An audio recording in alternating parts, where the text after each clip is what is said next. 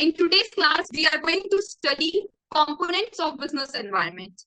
Before that, मैं आज आपको रिकॉल करा दे रही हूँ basic meaning of business environment and its importance. फिर उसके बाद हम स्टार्ट करेंगे कंपोनेंट्स ऑफ बिजनेस एनवायरनमेंट. आज की क्लास का जो मेन टॉपिक है and the last topic of our first unit, that is components of business environment. Before that एक सिंपल सा रिकॉल है लास्ट क्लास से, जिसमें business environment and importance of business environment के बारे में पढ़ेंगे. ठीक है, एक बस 2 मिनट का रिकैप है. The business environment consists of various factors. जैसा कि हमने लास्ट क्लास में पढ़ा था कि जो बिजनेस एनवायरनमेंट 2 वर्ड से मिलके बना है, राइट? मैंने लास्ट क्लास में बताया था बिजनेस प्लस एनवायरनमेंट. ठीक है, it is a combination of 2 words. Business का मतलब होता है जब आप डेली बेसिस में ट्रांजेक्शन कर रहे हैं to earn a profit, it's called business. What do you mean by business? Business means when you are doing transactions on a regular basis for earning a profit, right? सिर्फ business बोलते हैं. Environment में आपकी surroundings. तो business में जो आपकी surroundings affect डाल रही है उनके बारे में हम स्टडी करते हैं, क्योंकि आपको मालूम है कि एनवायरमेंट का हमारी लाइफ में बहुत ज्यादा इम्पैक्ट पड़ता है. ठीक है, एक हेल्थी एनवायरमेंट पुना एक बहुत ही अनहेल्दी एनवायरनमेंट की हर किसी ने अपनी लाइफ में फेस किया होगा. स्पेशली जो वर्किंग में है वो ज्यादा अच्छे से इस बात को समझ सकते हैं कि अगर आपके ऑर्गेनाइजेशन में एक हेल्दी एनवायरनमेंट है तो आपका इंटरेस्ट आपके वर्क में, आपकी प्रोडक्टिविटी में, आपकी एफिशिएंसी में दिखता है. और वहीं पर अनहेल्दी ऑर्गेनाइजेशनल स्ट्रक्चर रहेगा, एनवायरनमेंट आपका, तो आप मोटिवेटेड नहीं फील करोगे, अनमोटिवेटेड रहोगे, आपकी प्रोडक्टिविटी बहुत कम होगी, एफिशिएंसी, इफेक्टिवनेस कुछ भी रिलाई नहीं करेगा. ठीक है, एक स्ट्रेस में आप वर्क करोगे. तो दैट्स व्हाट एक बिजनेस के में भी बहुत सारे फैक्टर्स हैं जो उसके ऑपरेशंस और डिसीजन मेकिंग को अफेक्ट करते हैं. ठीक है, तो बिजनेस एनवायरनमेंट में मेजरली 2 एनवायरनमेंट फैक्टर्स आते हैं. That is one is internal environment and external environment. और आज की क्लास में यही दोनों हमारे मेजर टॉपिक्स. एंड क्लास में every student should be alert and मतलब इसका माइंड मेकअप कर लो कि इस टॉपिक से आपको 101% क्वेश्चंस मिलेंगे ही मिलेंगे. ठीक है, क्वेश्चंस और and it's very very important. अगर आप इंटरव्यूज में कल को जाते हो कहीं पे भी, अगर ये टॉपिक है आपके सिलेबस में तो that will impact you. Plus ये सिर्फ आपकी सिलेबस आपको जॉब इंटरव्यू में नहीं, आपकी रियल लाइफ में भी आपको बहुत हेल्प करने वाला है. क्योंकि आप किसी भी ऑर्गेनाइजेशन में वर्क करो, आपको मालूम होना चाहिए उसका एनवायरनमेंट किस तरीके से इम्पैक्ट डाल रहा है. अगर आप मान लो टॉप लेवल मैनेजमेंट में काम कर रहे हो या मिडिल लेवल में हो, लोअर लेवल में, हर एक लेवल में आपके पास नॉलेज होनी चाहिए. ठीक है, तो वो सब चीजें आपको हेल्प करेंगी एवरीवेयर. तो सबसे पहले इंपॉर्टेंट है स्ट्रैटेजी प्लानिंग. स्ट्रैटेजी प्लानिंग में जब आपको बिजनेस एनवायरनमेंट का कंसेप्ट समझ में आ जाता है, when you understand the business environment, allows company to adapt and plan for changes in the market conditions and customer needs. So all are well aware कि business का sole purpose अगर modern era में बात करें तो सिर्फ profit earn करना नहीं है. Profit earn करना plus consumer needs को satisfy करना. अगर आप ये सोच रहे हो कि अगर आप चलिए जो ट्रेडिशनल एरा में या ओल्ड ट्रेडिशंस में, तो पहले क्या होता था कि आपका सिर्फ पर्पस होता था प्रॉफिट एंड बेटर. आप कुछ भी प्रोडक्ट प्रोड्यूस कर रहे हो, मार्केट में कर रहे हो, ला रहे हो, तो लोग परचेज करते हैं. बट आज का ट्रेंड क्या आता है कि customer is the king in the market. तो मार्केट में अगर सर्वाइव करना है तो कस्टमर की नीड्स और मार्केट कंडीशंस को समझना बहुत जरूरी है. अगर आपके पास प्रॉपर नॉलेज है मार्केट कंडीशंस की, आप कस्टमर की नीड्स की अवेयरनेस है, तो आपकी प्लानिंग भी उसी हिसाब से होगी. नेक्स्ट है risk management, awareness of external threat. देखो, awareness of external threats and opportunities help business to mitigate risk and seize the market opportunities. देखो, risk management, you all are well aware कि कोई भी business, who is Anuj Pratap, risk management का मतलब है जब आपके पास प्रॉपर नॉलेज होगी आपके एक्सटर्नल फैक्टर्स की। एक्सटर्नल फैक्टर्स वो होते हैं जैसे कि पॉलिटिकल, लीगल, इन्वायरमेंट, ये सब जब आपके बिजनेस में इम्पैक्ट आते हैं, ठीक है, जिन पे आपका कोई कंट्रोल नहीं होता। बट अगर आपके पास प्रॉपर अवेयरनेस और अंडरस्टैंडिंग होगी तो आने वाले जो भी एक्सटर्नल फैक्टर्स आपको थ्रेट होने वाला है या फिर अपॉर्चुनिटी आने वाली है, तो आप उसके हिसाब से डिसीजन ले सकते हो। इसका एग्जाम्पल मैंने लास्ट क्लास में भी आपको दिया था कि बिफोर कोरोना आपको ऑनलाइन टीचिंग या ऑनलाइन प्लेटफॉर्म में टीचिंग का कभी किसी ने सोचा भी नहीं, राइट? क्या आप कभी ऑनलाइन एजुकेशन को इतना प्रमोट करोगे, इतना फ्रेंडली हो जाएगा। बट आज के टाइम में ऑनलाइन एजुकेशन बहुत ट्रेंडी हो चुका है।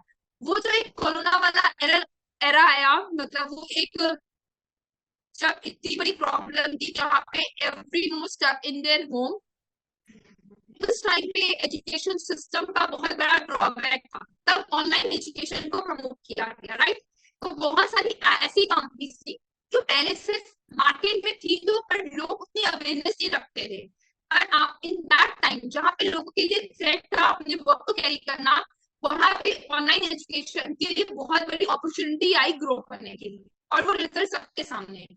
तो इसलिए रिस्क मैनेजमेंट का मतलब है किसी भी तरीके का थ्रेट या अपॉर्चुनिटी आ सकती है, the way you look, the way you work on your strategies or awareness or information, उस तरीके का रिजल्ट आप आउटपुट जनरेट कर। नेक्स्ट है कॉम्पिटिटिव एडवांटेज। आपके पास अगर प्रॉपर स्ट्रैटेजीज है तो आप अपने कंपटीटर की स्ट्रैटेजी, सबसे पहले तो आपको ये पता होना चाहिए कि आपका कंपटीटर है कौन। पहले स्ट्रैटेजी के हिसाब से बनाओ। आपको मालूम ही नहीं कि आपके सामने कोई ऐसा पर्सन है, तो आप किस तरीके से उसको इन्फ्लुएंस करोगे, राइट? ठीक उसी तरीके से एक कॉम्पिटिटिव एडवांटेज अगर आपको लेना है तो आपके पास कॉम्पिटिटर्स के नॉलेज होनी चाहिए, उस मार्केट ट्रेंड्स की नॉलेज होनी चाहिए, प्रॉपर्ली एनालाइज करके ही आप एक प्रॉपर डिफरेंशिएटेड स्ट्रैटेजी बना सकते हैं जो आपको बाकियों से अलग करेगी, ठीक है? यूनिक स्ट्रैटेजीज बना के आप कॉम्पिटिटिव एडवांटेज गेन कर सकते हो। नेक्स्ट है sustainability and growth. Sustainability and growth के लिए आपके पास अवेयरनेस होनी चाहिए बिजनेस एनवायरनमेंट इफेक्टिवली, यानी कि लॉन्ग टर्म सक्सेस के लिए आपको बिजनेस एनवायरनमेंट का एक बहुत ही ज्यादा इंपॉर्टेंट रोल होता है, राइट? बिजनेस एनवायरनमेंट का इंपॉर्टेंट रोल का क्या मतलब है कि आपके बिजनेस में जितने भी फैक्टर हैं, इंटरनली या एक्सटर्नली, जरूरी नहीं है सारे फैक्टर्स एक्सटर्नली हो, इंटरनल फैक्टर्स भी बहुत बार आपको अपॉर्चुनिटीज और थ्रेट्स लेकर आते हैं आपके लिए, राइट? तो इंटरनल फैक्टर्स की भी इंपॉर्टेंस को समझना बहुत जरूरी है। क्या क्या internal factors and what do you mean by internal factors, ये हम नेक्स्ट स्लाइड में पढ़ने वाले हैं। पर मुझे लगता है कि बिजनेस एनवायरनमेंट का एक ब्रीफ में बहुत अच्छे से मीनिंग रिकॉल हो गया होगा, या जिन्होंने फर्स्ट टाइम क्लास ली है तो उनको भी समझ आ गया होगा कि टॉपिक इज व्हाट अबाउट, ठीक है?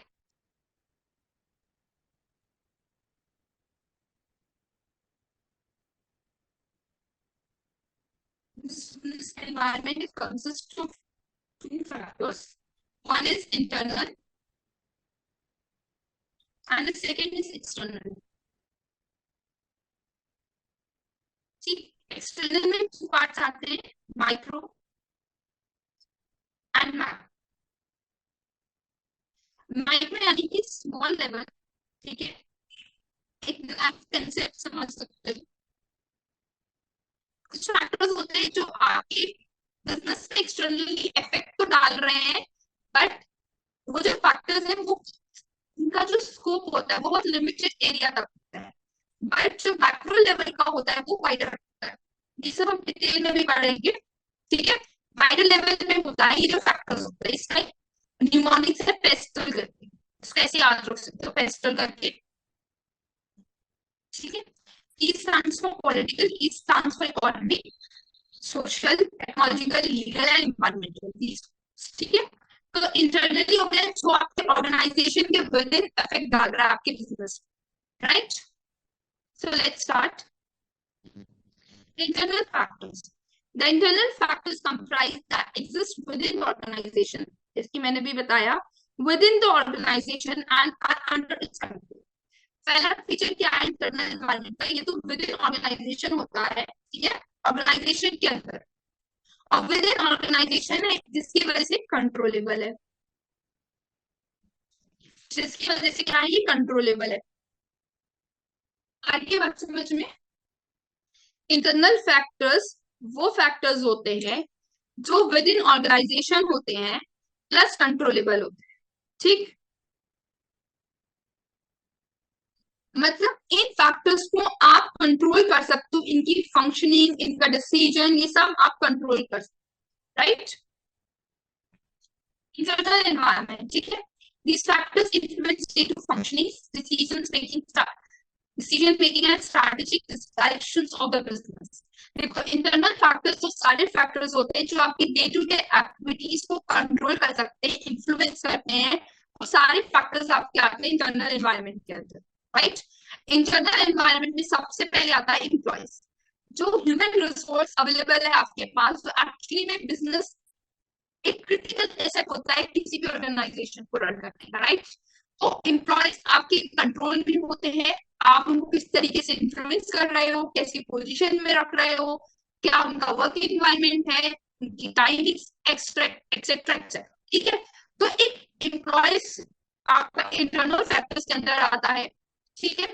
देखो उनकी नॉलेज, उनकी स्किल्स, उनका एटीट्यूड, उनका मोटिवेशन लेवल, ये सब आपकी ऑर्गेनाइजेशन की प्रोडक्टिविटी प्लस एफिशिएंसी को इंक्रीज करता है। आप जितनी अच्छी हेल्दी एनवायरनमेंट में अपनी ऑर्गेनाइजेशन में एम्प्लॉयज को रखेंगे, जितना अच्छा होगा कल्चर देंगे, वो उतनी अच्छी प्रोडक्टिविटी देंगे।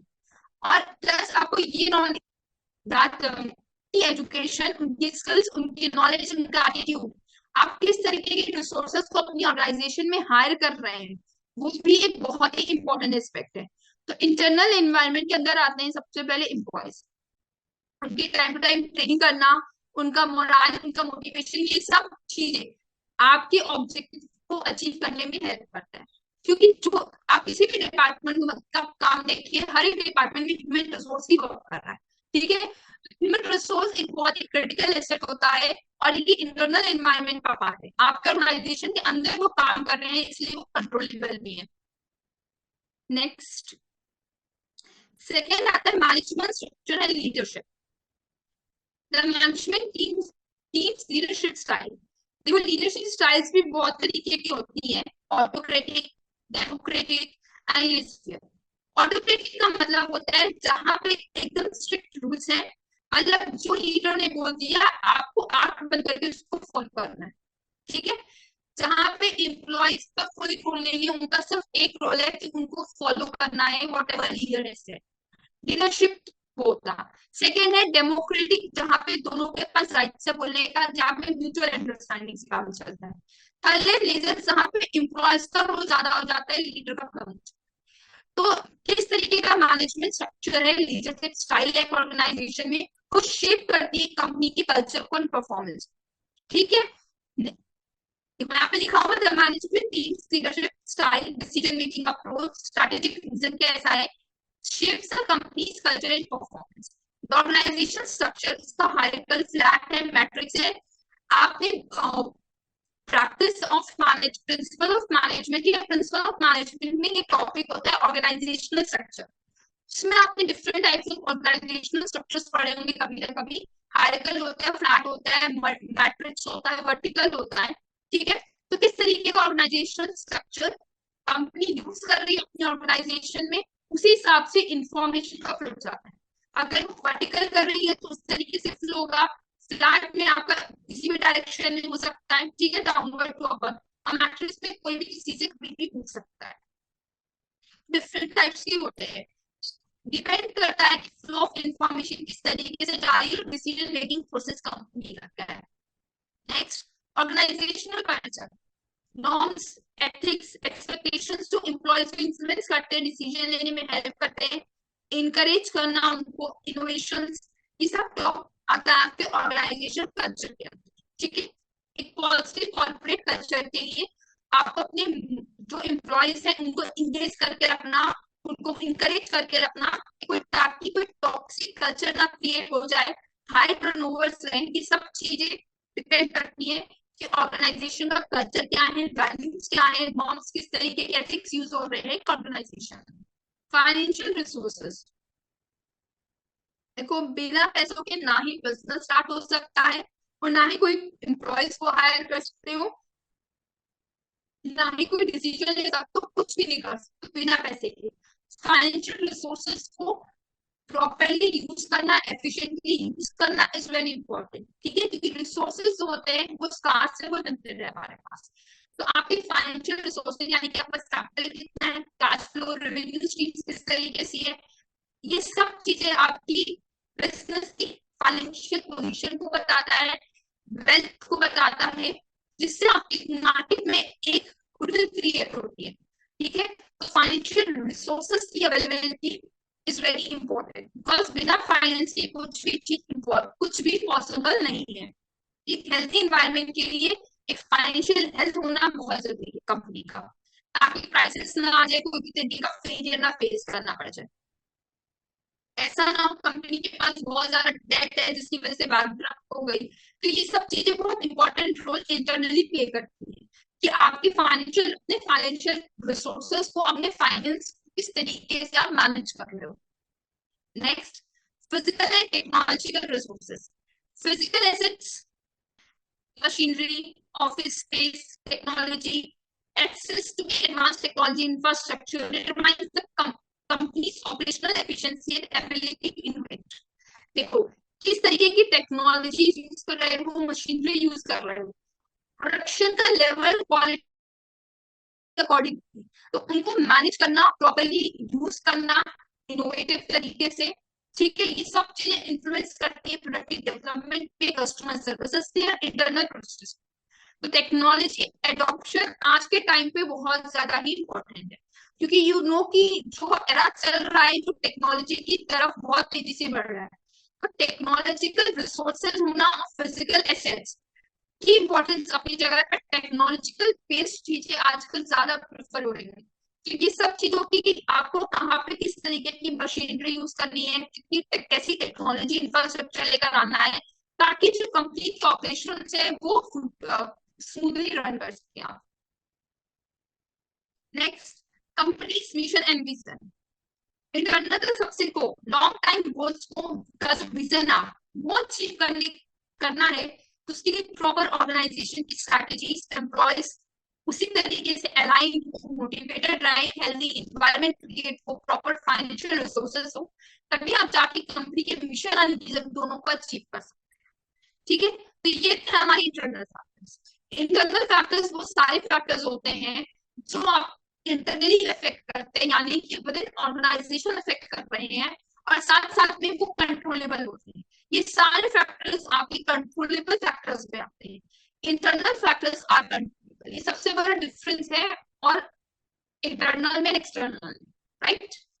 Next, external environment. External environment consist companies का, ठीक है, ये जो होता है ये फैक्टर्स कंपनी के कंट्रोल से बाहर है, जहां पे आपका कोई भी कंट्रोल नहीं है, but these all factors impact its operation, आपके ऑर्गेनाइजेशन में इम्पैक्ट डालते हैं, और विद इन, मतलब you can neglect these factors, ये अफेक्ट डालेंगे कि डालेंगे एनी हाउ।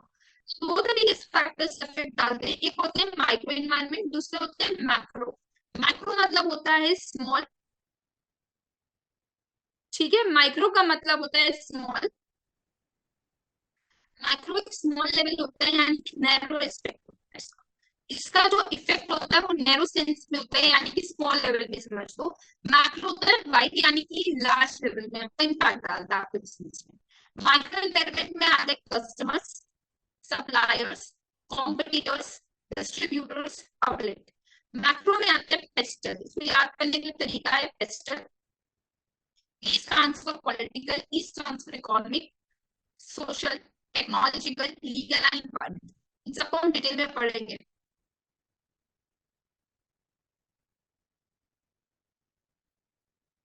मैक्रो इन्वायरमेंट ये होता है, ठीक है, नैरो में होता है। Macro environment includes in the entities and forces that directly affect the company's ability to serve its customer। ठीक है, जो नैरो यानी कि जो डायरेक्टली इफेक्ट कर रहे हैं आपके डे टू डे ऑपरेशंस में, वो होते हैं आपके माइक्रो इन्वायरमेंट। माइक्रो इन्वायरमेंट में डे टू डे ऑपरेशंस को रन करने के लिए जो एक्सटर्नल फोर्सेस अफेक्ट डालते हैं वो होते हैं आपके micro environment, micro external micro environment, right.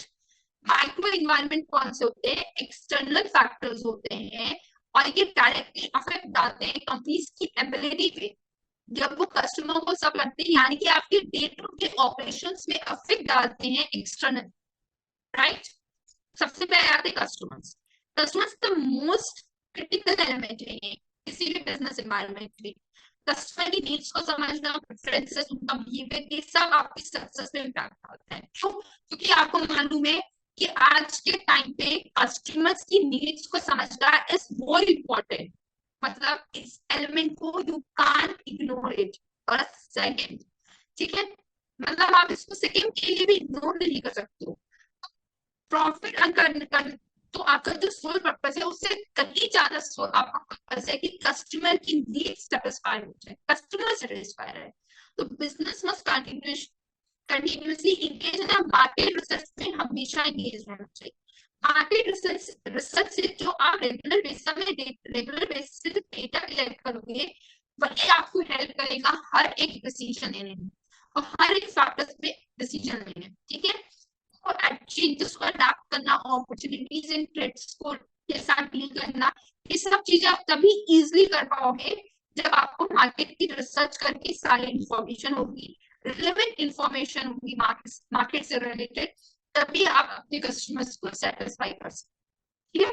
ये जो कस्टमर की डिमांड है उसी से आपका मार्केट शेयर बनेगा, उसी से आपको सारी, कस्टमर की डिमांड ही नहीं है, कंज्यूमर डिमांड ही नहीं कर रहा प्रोडक्ट की, तो आप बेचोगे क्या, बिजनेस को रन कैसे करोगे? इट्स वेरी इंपॉर्टेंट, ठीक है, कस्टमर को समझना।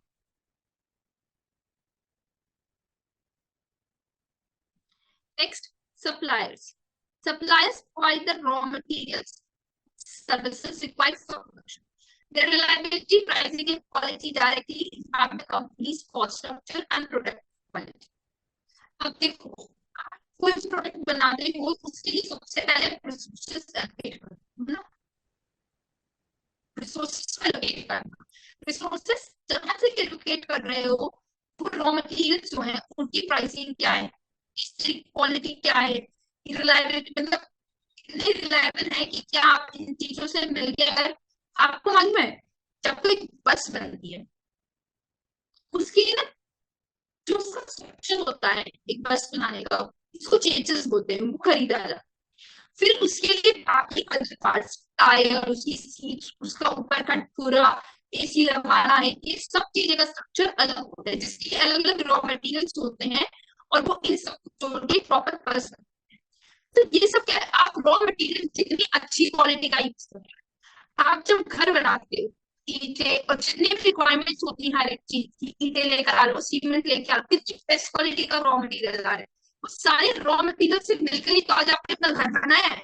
उसमें कितनी अच्छी टाइल्स लगवा रहे हो, कितने अच्छे आप पीओपी करा रहे हो, पेज कितना अच्छा यूज करा रहे हो, या वॉलपेपर कितनी अच्छी क्वालिटी का लगवा रहे हो, ये सब रॉ मटेरियल्स है। तो अगर किसी का एक टेंडर है कि उसे घर बनाना है तो रॉ मटेरियल्स लेगा, तो सप्लायर जो है, यानी कि जहां से आप रॉ मटेरियल्स की सप्लाई ले रहे हो उसके साथ कितनी स्मूथ आपके रिलेशन है, कितनी स्मूथली आपका सप्लाई चेन चल रहा है, कॉस्ट इफेक्टिव है कि नहीं है, क्योंकि उसके बेसिस में आपका प्रॉपर कंपनी का कॉस्ट स्ट्रक्चर है। होगा साथ साथ में प्रोडक्ट की क्वालिटी भी इम्पैक्ट होगी। कई बार आपने सुना होगा कि बहुत सारे फ्लैट्स मिल रहे सस्ते में, कुछ टाइम बाद क्योंकि वो कोलैप्स हो जाते हैं, क्यों? क्योंकि वहां पे क्वालिटी इतनी अच्छी होती है। बहुत सारे ब्रिज सुने आपने कि वहां का ब्रिज टूट गया, क्यों? क्योंकि वहां पे अच्छी क्वालिटी प्रोडक्ट हुए, अच्छे रॉ मटेरियल से नहीं बनाया गया वो प्रोडक्ट। इसलिए सप्लायर्स बहुत इम्पैक्ट डालते हैं, तो वो बाहर का पार्ट आपके ऑर्गेनाइजेशन का नहीं है, पर कितने अच्छे से सप्लायर्स के साथ आपका रिलेशनशिप है कंपनी का, किस तरीके से आप मैनेज कर रहे हो अपनी सप्लाई चेन को, कितनी स्मूथली ऑपरेशन हो रहे हैं, वो सब इम्पैक्ट डालते हैं आपके बिजनेस को, क्योंकि बिना रॉ मटेरियल के आप रिफाइन फ्रेश प्रोडक्ट को नहीं बना सकते। नेक्स्ट है competitors. Competitors influence market dynamics, impact pricing, product development, marketing. अब कॉम्पिटिटर का मतलब है कि आपको नया प्रोडक्ट लॉन्च करना है, उसकी प्राइसिंग स्ट्रैटेजी होगी, कुछ भी लेना है, तो ये सब चीजें बाहर से हायर कर, है ना, आप हायर ही करते हो उन चीजों की, और वो सब चीजें आपकी, क्योंकि बाहर रॉ मटेरियल खरीदने के लिए कोई एक पर्टिकुलर शॉप नहीं अवेलेबल है, एक पर्टिकुलर कंपनी नहीं अवेलेबल है, बहुत सारी सीमेंट कंपनीज है। इस तरीके से उन मार्केट्स, और वहां से आपके कॉम्पिटिटर भी प्रोडक्ट खरीद रहे हैं, किस तरीके से आप उसे कॉस्ट इफेक्टिव बना सकते हो, कॉम्पिटिटर किस तरीके से इन्फ्लुएंस कर सकते हो, इस सब फैक्टर्स आपकी प्राइसिंग, आपके प्रोडक्ट डेवलपमेंट, उनकी मार्केटिंग स्ट्रैटेजी, हर एक चीज में, क्योंकि मार्केटिंग स्ट्रैटेजी के लिए भी पैसा चाहिए, आपको सप्लाई से भी पैसा चाहिए, हर चीज के लिए आपको पैसे की जरूरत है, आप कॉस्ट इफेक्टिव होना चाहिए, तभी तो आप एक रीजनेबल रेट पे अपने प्रोडक्ट को सेल कर पाओगे, क्योंकि अगर बहुत हाई प्राइस का दोगे प्रोडक्ट, तो आप हर एक कंज्यूमर आपका नहीं बन सकता, मतलब एक लिमिटेड मार्केट के लिए रहा है। प्राइसिंग स्ट्रैटेजी तभी डिपेंड करेगी उसकी कॉस्टिंग कितनी आई है, तो जितनी कम कॉस्ट में प्रोडक्ट बनाएंगे उतनी अच्छी आप प्रॉफिट ज्यादा अर्न कर सकते हैं, ठीक है। नेक्स्ट, इंटरमीडिएरीज। इंटरमीडिएरीज कौन होते हैं? डिस्ट्रीब्यूटर्स, ठीक है। आप यहाँ पे मैन्युफैक्चरिंग कंपनी है, प्रोडक्ट आपका रेडी हो गया, ठीक है, अब ये कंज्यूमर तक पहुंचने के लिए बीच में जितने भी इंटरमीडिएरीज हैं, जिनके कंज्यूमर के पास प्रोडक्ट पहुंच रहा है, ये सब कहलाते हैं इंटरमीडिएरीज, जैसे कि होलसेलर हो गया, एजेंट हो गया, ठीक है, और आपके रिटेलर्स हो गए, जिनसे एक्चुअली में कंज्यूमर आपके प्रोडक्ट परचेज करते हैं। तो इंटरमीडिएरीज बहुत इंपॉर्टेंट रोल प्ले कर रहे हैं, agents, distributors, wholesalers, retailers and marketing service providers, ये सब हेल्प करते हैं प्रोडक्ट्स और सर्विसेज को एंड कस्टमर तक पहुंचाने के लिए, ठीक है। ऐसा तो नहीं है कि आप एवरेस्ट का मसाले खरीद रहे हो तो सीधे एवरेस्ट की कंपनी से जाकर लेते हो, नहीं, आप अपने नियर बाय रिटेल शॉप से जाके खरीद लेते हो, है ना, ठीक है, मॉल से जाके खरीद, तो आप शॉप से खरीदो, रिटेल शॉप से, ना कि आप सीधे कंपनी पे जा रहे हो, तो ये सब चीजें जब रिलीज की सब हर जगह पॉजिटिव लग रही है, इंटरमीडिएट में भी तो पैसा खा रहे हो, तो ये कस्टमर तक पहुंच रहा है, तो everything is playing a very important role, customer तक सामान पहुंचाने के लिए बिजनेस के हर एक एनवायरमेंट इम्पैक्ट डाल रहा है। आपकी स्ट्रैटेजी क्या है? आप डायरेक्ट डिस्ट्रीब्यूटर से रिटेलर तक ले जाते हो, यानी सीधे एजेंट भी है, डिस्ट्रीब्यूटर भी है, होलसेलर भी है, फिर रिटेलर का जा रहा है, तो कितनी स्मॉल चेन है, कितनी लार्ज चेन है, कैसी चेन यूज कर रहे हैं, टू प्रोडक्ट डिपेंड करता है। जितनी एफिशिएंट स्मूथली इंटरमीडिएट के साथ आपका रिलेशनशिप होगा, उतनी अच्छे से कस्टमर सेटिस्फाई रहेगा, अगर टाइमली डिलीवरी मिल रही है, और अगर इनइफेक्टिव है, नेगेटिव इम्पैक्ट आ जाएगा आपको कस्टमर के एक्सपीरियंस से, तो इंटरमीडिएट एक बहुत इंपॉर्टेंट रोल प्ले करते हैं। देखो, कोई भी फैक्टर ऐसा नहीं है जो इम्पोर्टेंट रोल प्ले नहीं करता है, या कोई फैक्टर ऐसा नहीं है जो इम्पैक्ट कम डालता है, हर एक फैक्टर की अपनी इंपॉर्टेंस है, और आप किसी भी फैक्टर को इग्नोर नहीं कर सकते। नेक्स्ट, लास्ट है आपका पब्लिक। पब्लिक में आपका रहता है media, NGOs, environmental groups, etc. अब मीडिया किस तरीके से इम्पैक्ट डालते हैं, और सिंपली पर एग्जाम्पल ले लो पॉलिटिशियंस, ठीक है, कौन सा पॉलिटिशियन अच्छा है बुरा है, मैं किसी से पर्टिकुलरली कुछ नहीं हूँ, और ना मैं कुछ बोल रही हूँ, बहुत ज्यादा सिंपल एग्जाम्पल दे रही हूँ।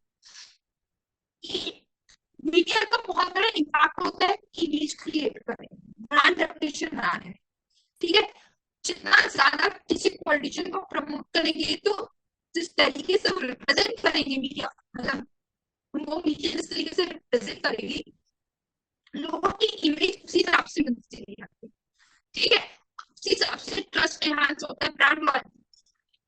सबको मालूम है एचएन के कपड़े कितने अच्छे हैं, ठीक है, जुडियो एक रीजनेबल ब्रांड टाटा का ओपन हुआ, वो कितना अच्छा है, तो ये सब माउथ माउथ एडवर्टीजमेंट चल रहा है, ये कौन करता है?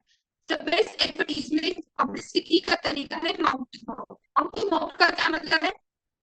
वो लेकर जितनी पब्लिसिटी होती है, तो मैंने एग्जांपल दिया था आप लोगों को, आई रिमेंबर इस क्लास के दिया था या किसी और क्लास में मोमोज का दिया, आप लोग में से भी बहुत लोगों को मोमोज पसंद होंगे, राइट? अगर आप किसी पर्टिकुलर कैफे से खाते हैं और आपको लगता है कि बेस्ट मोमो है आपकी सिटी के, तो आप डेफिनेटली अपने फ्रेंड्स को, अपने कलीग्स को, अपनी फैमिली भी, अपने कजन्स को, किसको बताओगे कि oh my from that, right? तो क्या कर रहे हैं, इसलिए आप जरूरी है, आपको वहाँ के प्रोडक्ट्स बहुत अच्छे लगे, आपने अपनी फ्रेंड को बताया यार उसकी कॉस्मेटिक बहुत अच्छी है, या किसी को ट्रेंड्स किया उसको वहाँ का पसंद आया, उससे वहाँ की का जो गोल है बहुत ज्यादा है, इन्वायरमेंटल ग्रुप्स हो गए, मानो में कि आप मामा के प्रोडक्ट्स लेते हैं, तो जो मामा के प्रोडक्ट्स हैं वो प्लांट ग्रो करते हैं, ठीक है, कोई प्लांट लगाते हैं अपने प्रोडक्ट होने पे, बहुत इन्वायरमेंटली प्रोटेक्टेड लोग होंगे, ऑब्वियसली मामा के प्रोडक्ट लेंगे कि एटलीस्ट यार मेरा कुछ कंट्रीब्यूशन तो जा रहा है इन्वायरमेंट से, पब्लिक की पॉजिटिव इमेज को इनहांस करना, उनके ट्रस्ट, और उससे क्या होता है, ब्रांड लॉयल्टी, और अगर नेगेटिव पब्लिसिटी करोगे तो रेपुटेशन डैमेज हो जाती है, रिलीज हो जाती है इसकी, जैसे कि अगर आपको याद है सहारा कंपनी होती है, तो उसका मालिक भी मर गया है, सहारा कंपनी, तो उसका डाउनफॉल हो गया, एक टाइम था बहुत ब्रांड था, मतलब एक बहुत ज्यादा पब्लिसिटी थी, बहुत अच्छी इमेज में रेपुटेड था, अब सहारा कंपनी किसी को याद भी नहीं होती, इस तरीके की चीजें जो कि आप एग्जाम्पल है, ठीक है, इस तरीके से इम्पैक्ट आता है आपके बिजनेस में। नेक्स्ट है macro environment, fibre external environment, जो आपके बिजनेस में इम्पैक्ट डालते हैं, ठीक है,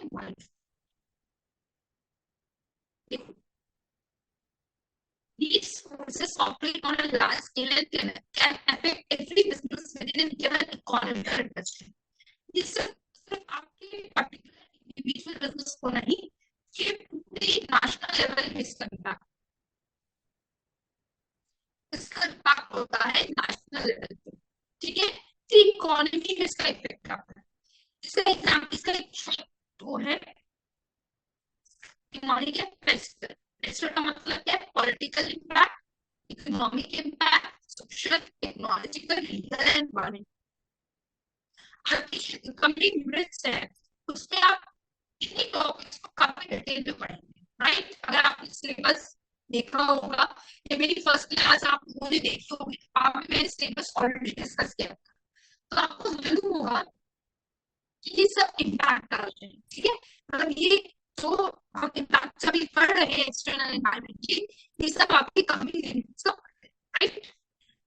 सबसे पहले political environment, political stability, government policies, tariffs, tax regulation, government support, सब आपके बिजनेस ऑपरेशन को करते हैं। मोदी जी के राज का टैक्स रेगुलेशन क्या था, जब कांग्रेस का था तो टैक्स रेगुलेशन क्या थे, टैरिफ्स क्या थे, पॉलिसीज क्या थी, ये सब पॉलिटिकल स्टेबिलिटी पे डिपेंड करते हैं ना, ठीक है, ये सब कहीं ना कहीं आपके बिजनेस के मतलब जहाँ पे लॉस, कॉर्पोरेट टैक्स रेट्स हो गए, या आपके बिजनेस में बर्डन या बनेगी या बेनिफिट, ये डिपेंड करता है पॉलिटिकल इन्वायरमेंट के, कौन सी पॉलिटिकल इन्वायरमेंट पार्टी एग्जिस्टेंस में है, और किस तरीके के लॉज लेकर आ रही है, गवर्नमेंट पॉलिसीज बना रही है, कितना टैक्स रेगुलेशन लगा रही है, कितना टैक्स रेट लगा रही है, ये सब आपके बिजनेस ऑपरेशन को इम्पैक्ट करता है। जीएसटी लेकर आए, जीएसटी ने किस तरीके से आपके बिजनेस में बेनिफिट की तरह आए या एक बर्डन की तरह बिजनेस में आए, डिपेंड करता है, ठीक है, किस तरीके से आपका इन्वायरमेंट बिजनेस का इफेक्ट हो रहा है।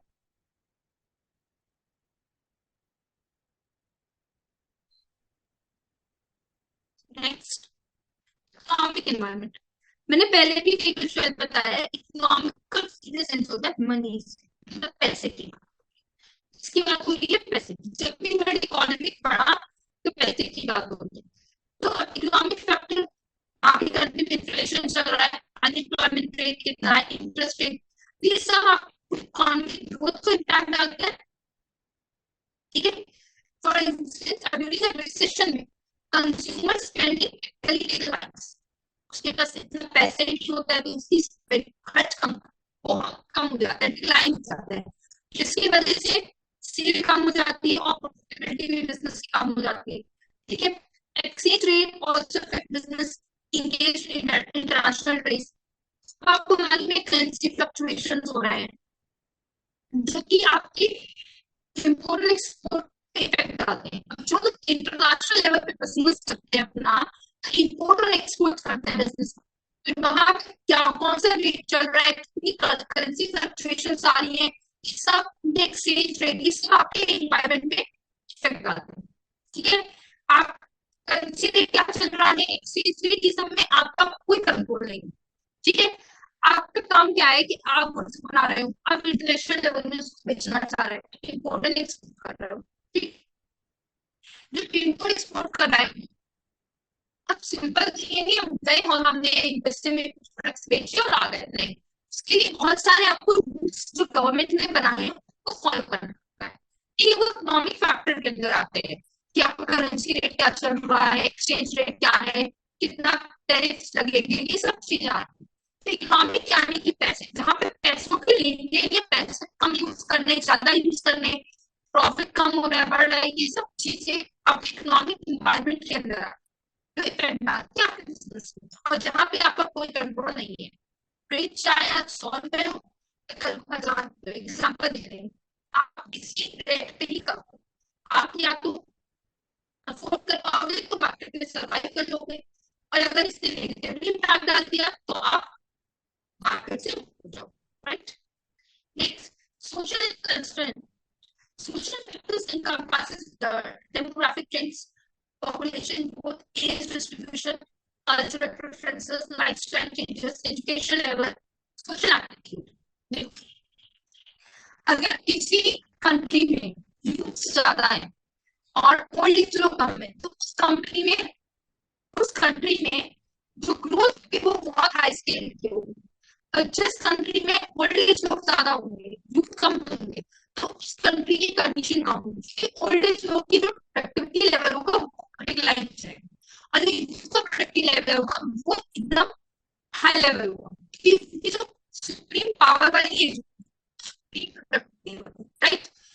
ये सब चीजें सोशल फैक्टर है कि आपकी कंट्री में पॉपुलेशन ग्रोथ कैसी है, किस एज ग्रुप के लोग ज्यादा रहते हैं, कैसा कल्चर प्रेफर करते हैं, लाइफस्टाइल क्या है उनकी, कितने वेल एजुकेटेड है वो लोग, हर एक एटीट्यूड, हर एक फैक्टर जो है आपके इन्वायरमेंट का, ठीक, सोसाइटी किस तरीके के इन्वायरमेंट, बिजनेस किस तरीके से अडाप्ट कर रहा है प्रोडक्ट सर्विसेज को, ये मार्केटिंग स्ट्रैटेजी, ये सब चीजें अलाइन होती है कंज्यूमर के प्रेफरेंस के अकॉर्डिंग। जैसे कि आपने लिखा है increasing health consciousness as lead to rise in demand for organic and healthy. ठीक है, समझ में आ गया। Let's move to the next slide. यहाँ पे सिर्फ मैं बेसिक मीनिंग समझा दे रही हूँ आपको, कि आने वाले जो यूनिट्स है आपकी नेक्स्ट, वहां पर आपने ये सब कवर करना है, ये सब टॉपिक्स करना है, राइट। नेक्स्ट है टेक्नोलॉजिकल एनवायरनमेंट। यहाँ पे आपको इंटरनेट के तेजी से बढ़ रहा है, e commerce, automation, artificial intelligence, ये सब क्या है, टेक्नोलॉजीज का पार्ट है। उसके टाइम पे वो लोग ज्यादा से जल्दी सक्सेसफुल होते हैं स्मार्ट, हर वक्त से इम्पोर्टेंट, बट आज का जो एरा है ना वहाँ पे स्मार्ट इसलिए है।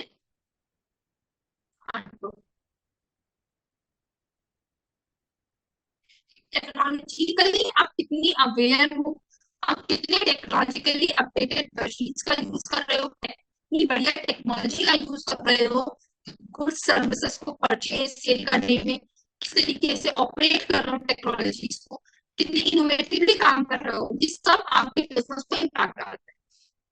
अगर आपके पास प्रॉपर अवेयरनेस होगी कि आपका कॉम्पिटिटर कितना टेक्नोलॉजिकली बेस्ड है, कितना टेक्निकल है, उसी हिसाब से करोगे। आपको मार्केटिंग मार्केट में, फॉर एग्जाम्पल आपकी बिस्किट की मैन्युफैक्चरिंग मशीन, ठीक है, जो आपने 10 इयर्स पहले एक मशीन इंस्टॉल की थी, और एक पर्टिकुलर मशीन से आप 1000 बिस्किट्स मैन्युफैक्चर करते हैं, राइट। आज 10 साल बाद एक ऐसी मशीनरी आ गई है, इतनी कॉस्ट इफेक्टिव भी है, कॉस्ट कम लगती है, प्लस 5000 बिजनेस पर डे, ठीक है। अब आप देख सकते डिफरेंस। अब वही आप कॉम्पिटिटर इस तरीके से करें और आप वही ओल्ड मशीनरी पैटर्न में चलोगे, टेक्नोलॉजिकल इन्वायरमेंट ना चाहते हुए आपको टेक्नोलॉजी को अपडेट करना पड़ेगा, अपने बिजनेस में इनहांस करना पड़ेगा, उसको ऑपरेट करना पड़ेगा, वो यूज करना पड़ेगा ताकि आप कॉम्पिटिटर को बीट करके मार्केट में आ सको तो टेक्नोलॉजिकल डेवलपमेंट हुआ, ठीक है। ताकि कंज्यूमर जो होता है वो भी बहुत इनोवेटिव चीजों को चाहता है मार्केट में, अपने प्रोडक्ट की डिमांड करता है। इतनी अच्छी टेक्नोलॉजी का यूज करके इतने इनोवेटिव प्रोडक्ट्स बनाए हो, वो सब आपका एक्सटर्नल फैक्टर यानी टेक्नोलॉजिकल एनवायरनमेंट के अंदर आता है। टेक्नोलॉजिकल एनवायरनमेंट का मतलब ये है कि कितनी अच्छे से आप टेक्नोलॉजी की सराउंडिंग हो, ठीक है, जो आपके बिजनेस के ऑपरेशंस में हेल्प करता है। Next, legal environment. Legal environment का मतलब होता है लॉज, रेगुलेशन, लीगल फ्रेमवर्क कि किस तरीके से आपने बिजनेस को ऑपरेट करना है। जैसे कंज्यूमर प्रोटेक्शन लॉ बनना है, लेबर लॉ बनना है, एनवायरमेंटल रेगुलेशन लॉ है, आईपीआर है, इंटेलेक्चुअल प्रॉपर्टी लॉ, आपको मार्केट की कंपनी लॉ है, लॉ, ये सब जो लॉज है जिसमें प्रॉपर रूल्स रेगुलेशंस लिखे हैं, जिन्हें आप फॉलो करके अपने बिजनेस को रन करते हो। और अगर आप फेल हो जाते हो लीगल रिक्वायरमेंट्स फुलफिल करने के लिए, कंज्यूमर की सारी पेनल्टीज और रेपुटेशन मार्केट में डाउन हो जाती है, जिसकी वजह से आपके लॉन्ग टर्म सक्सेस की तरफ फेलियर है। तो लीगल एनवायरनमेंट का भी बहुत इम्पैक्ट पड़ता है आपके business. Next, last environmental factor. इसके बाद हम डिफरेंस करेंगे internal and external factors. Class को चार एक्सप्लेन करो, इस क्लास में क्लास छोड़ के मत चले जाना, क्लास में next, last environmental. Environment that is climate change, sustainability, ecological preservation, ये increasing बहुत important है, ठीक है। इन्वायरमेंट आपका फ्रेंडली नहीं रहेगा, क्लाइमेट चेंज का किस तरीके से आपकी लाइफ में इम्पैक्ट पड़ा ये आप सबको मालूम है। ग्लोबल वार्मिंग मतलब वहां पे गर्मी हो जाती है जहाँ कभी गर्मी होती नहीं थी, ठीक है। ये ऐसी जगह बारिश हो जाती है जहाँ पे बारिश नहीं होती थी पहले। दुबई का हाल देखा ना, पूरा दुबई डूबा पड़ा, जहाँ पानी तक नहीं है, ठीक है। ये सब चीजें बहुत इंपॉर्टेंट है। आपको मालूम है केरला में साइड में अक्सर इतना फ्लड आ जाता है, तो उसके लिए इन्वायरमेंट कितना हार्मफुल है। इन्वायरमेंट को सस्टेन करना भी तो जरूरी है। इतने पेड़ काट रहे हैं, डिफॉरेस्टेशन हो रहा है, उससे भी तो आपका इन्वायरमेंट कितना इम्पैक्ट करता है, जिसके लिए आपको मालूम है जो बड़ी बड़ी कंपनीज है वो सीएसआर में कंट्रीब्यूट करती है, that is corporate social responsibility. अपने बिजनेस के प्रॉफिट पोर्शन में इन्वायरमेंट उठाती है, जैसे हमारा हो गया, ठीक है। ऐसे और भी बहुत सारे डोनेशन के लिए देते हैं, ₹1 बस एजुकेशन के लिए। बहुत सारी कंपनी बहुत सारी चीजें कर रही है। इन्वायरमेंट को प्रोटेक्ट करना इज वेरी, और इन्वायरमेंट आपको डैमेज करेगा तो उससे आपके जो भी रेगुलेशंस है आपका बिजनेस सर्वाइव नहीं कर पाएगा, फ्लड आ गया या कुछ भी तरीके से आपका जो सस्टेन करना मुश्किल हो जाएगा, ठीक है। तो इन्वायरमेंटल रेगुलेशंस बने। आपने सिटी के बीचों बीच मान लो कोई मैन्युफैक्चरिंग इंडस्ट्री है, तो आस पास के लोग कितना अनहेल्दी इन्वायरमेंट मिलेगा उसके पोल्यूशन से।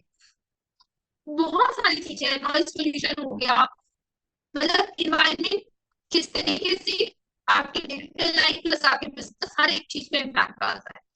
इसलिए वो इम्पैक्ट नेगेटिव अगर डाल रहा है, आपका काम है कि आप अपने बिजनेस से कुछ पोर्शन उसमें कंट्रीब्यूट करें और इन्वायरमेंटल रेगुलेशंस को फॉलो करें। Last, difference between internal environment and external environment. इस चार्ट से आपको पूरा कंसेप्ट क्लियर हो जाएगा। इंटरनल फैक्टर होते हैं जो ऑर्गेनाइजेशन होते हैं और कंट्रोल होते हैं, ठीक है, कंट्रोल और influence. External environment outside organisation होते हैं and beyond its direct control, आप इसको डायरेक्टली कंट्रोल नहीं कर सकते। Limited to the country's internal operations, resources and culture. इसका क्या मतलब है कि आप जो लिमिटेशन है कंपनी के इंटरनल ऑपरेशन की है, ठीक है, उसके रिसोर्सेज, उसका कल्चर कैसा है, पर एक्सटर्नल पे आउटसाइड द ऑर्गेनाइजेशन की बात हो रही है, इंडस्ट्री, मार्केट, इकोनॉमी, ये सब इम्पैक्ट आ, ठीक है, और ये आप कंट्रोल पे नहीं, कंट्रोल डायरेक्ट कंट्रोल होता है आपके सब फैक्टर्स, इंटरनल फैक्टर्स में, एनवायरमेंटल में new control, but can influence और अडैप्ट टू देम। आप कंट्रोल नहीं कर सकते, पर जैसी कंडीशंस है उसको अडैप्ट कर सकते हो, उनको अपने अकॉर्डिंग चेंजेस ला सकते हो ताकि आप इजीली अडैप्ट कर सको उन सिचुएशंस। कंपोनेंट्स इसमें एम्प्लॉयज आते हैं, मैनेजमेंट, ऑर्गेनाइजेशन का culture, financial resources, physical resources, ये सब। और एक्सटर्नल एनवायरनमेंट में कौन से फैक्टर्स होते हैं, western, PESTEL, that is political, economic, social, technological, legal, environmental, competitors, customers and suppliers. Next, nature क्या है, stable होती है, predictable होती है, क्योंकि आपके कंट्रोल में स्टेबिलिटी बनी रहेगी, आप प्रेडिक्ट कर सकते हो सिचुएशंस, पर ये डायनामिक होती है, चेंज होती रहती है, हार्ड प्रेडिक्ट करना इसके लिए थोड़ा impossible. Impact on business, internal efficiency, internal यानी आपके ऑर्गेनाइजेशन की एफिशिएंसी, आपकी कंपनी के कल्चर पे इफेक्ट आती है, ये आपके पूरे कंपनी के ओवरऑल स्ट्रैटेजी पे इम्पैक्ट आती है, मार्केट अपॉर्चुनिटीज पे impact. Examples, employees motivation, leadership style कैसी है, कंपनी पॉलिसी कैसी है, फाइनेंशियल हेल्थ कैसा है। एक्सटर्नल में गवर्नमेंट की क्या रेगुलेशंस, इकोनॉमिक ट्रेंड क्या चल रहा है, टेक्नोलॉजी कितनी एडवांस है, सोशल चेंजेस कितने आ रहे हैं, ये सब एक्सटर्नल में। अडॉप्शन इंटरनली है, आपके कंट्रोल में है, तो अपने हिसाब से उसको मॉडिफाई कर लोगे, अपने हिसाब से आप इंटरनल डिसीजन ले सकते हो, ठीक है, पॉलिसीज का। एक्सटर्नल में रिक्वायर्ड स्ट्रैटेजिक रिस्पॉन्स चाहिए, आपको प्रॉपर अंडरस्टैंडिंग स्ट्रैटेजीज बनानी पड़ेगी, मार्केट को अडॉप्ट करना पड़ेगा, ठीक है। नेक्स्ट, डिपेंडेंसी, आप मैनेजमेंट के इंटरनल प्रोसेस पर किस तरीके के एनवायरनमेंट शेप करते हो, ये डिपेंड करता है, बट यहाँ पे इंटरनल प्रोसेस होता है, relies on management internal process to shape the environment, ठीक है। रिस्क लेवल लोअर रिस्क होता है यहाँ पे क्योंकि आपके कंट्रोल में है, क्या रिस्क हाई होता है, इस लार्जली अंडर द कंपनीज पर, ठीक है। लोअर तब होगा जब आपका बहुत ज्यादा कंट्रोल होगा, अदरवाइज कंट्रोल आपका रिस्क लेवल हो थोड़ा सा ज्यादा हो, ठीक है। ये था आपका differentiation between internal and external environment. तो यहाँ पे आपकी क्लास आज खत्म होती है, यहाँ पे हमने इंटरनल एक्सटर्नल एनवायरनमेंट माइक्रोमैक्स के बारे में पढ़ा, ठीक है, कैसे अडैप्शन होना चाहिए कंपटीशन में, मार्केट किस तरीके से आप बिजनेस में इम्पैक्ट कर रहे हो, कितनी इजी आप एक्सटर्नल प्लस अडैप्ट कर ले जा रहे हो, अपॉर्चुनिटीज के हिसाब से आप आपके चांसेस कर रहे हो, ये सब इम्पैक्ट करता है आपके बिजनेस, ठीक है। So thank you so much class, आज की क्लास हमारी यही खत्म होती है, अब मैं यूनिट 1 कंप्लीट कर लिए, नेक्स्ट वीक हम यूनिट 2 को स्टार्ट करेंगे, so thank you so much.